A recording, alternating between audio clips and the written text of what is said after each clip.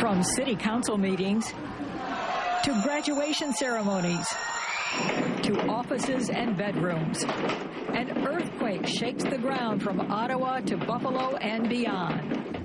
News 4's live team coverage starts right now.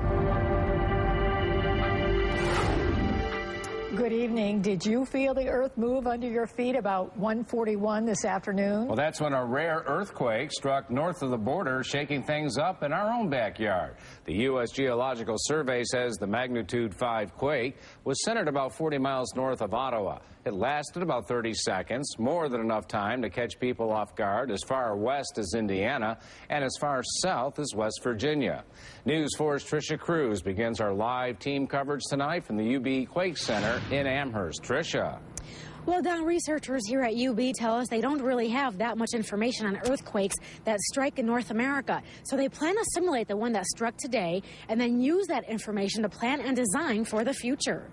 High school seniors in Ottawa had no idea they'd be getting more than a diploma Wednesday afternoon. The magnitude 5.0 earthquake shook buildings and restaurants throughout Canada for nearly 30 seconds. The blinds were coming off the wall and banging against the window kind of thing. Really? So it was quite a bit shaking as you're higher up in the building. Felt the chairs moving and thought it was my mother kicking my chair, but I looked over and saw the glasses at the bar shaking, so...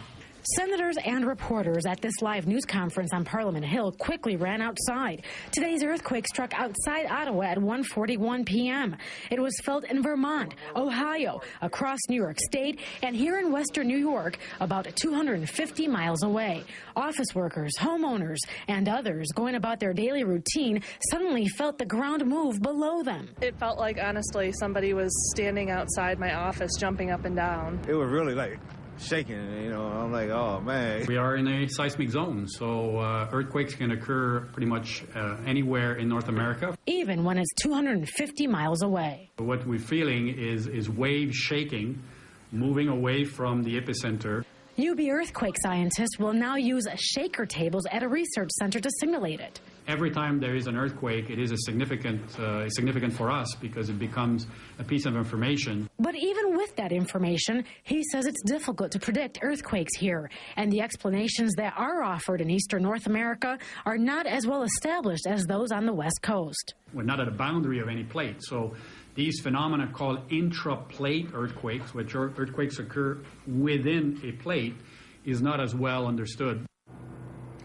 The UB professor we spoke with today tells us it is still possible to get aftershocks from today's earthquake, and he predicts that if we did, those would be about a magnitude of 4.0. Live in Amherst, Tricia Cruz, News 4 at 11.